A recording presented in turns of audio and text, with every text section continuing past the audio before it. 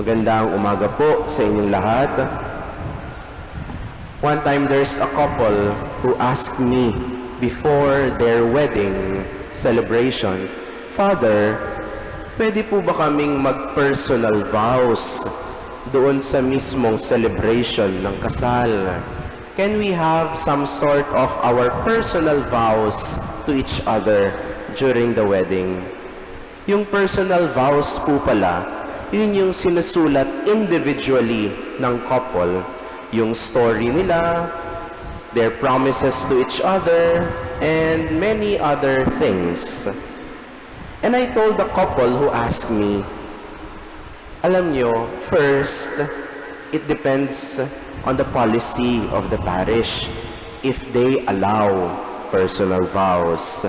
And I know that here in the cathedral, we do not allow the personal vows. And secondly, I once heard a beautiful and practical reason of another priest why we do not encourage personal vows.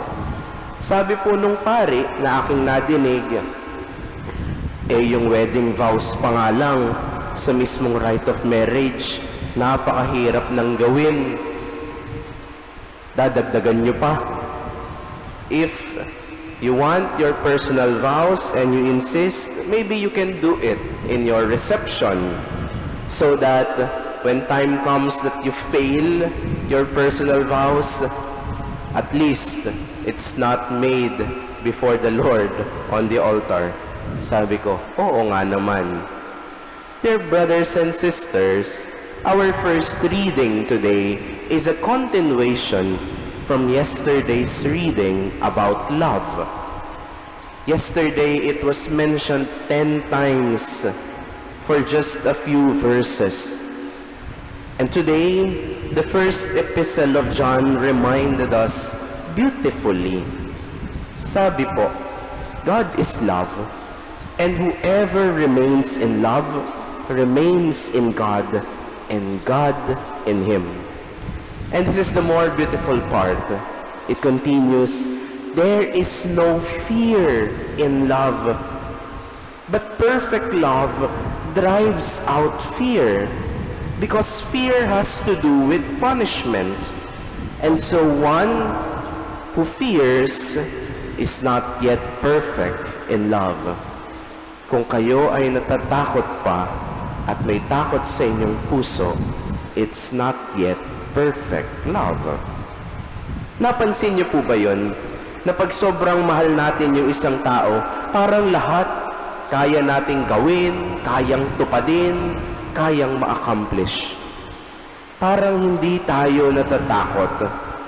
But see, dear friends, the love in this world is not the love that we are reflecting right now. And God does not promise us all heavens and roses.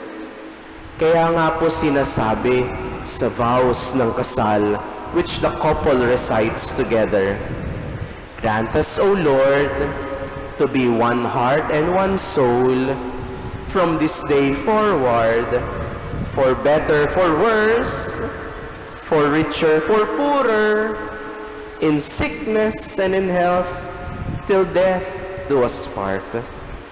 Yes, there will be difficult paths. Yes, there will be rocks and stones along the way.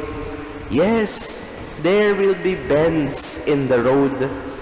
But Jesus reminds us today in the gospel as he walks on the water, take courage, it is I, do not be afraid. Perfect love, dear friends, comes from the Lord.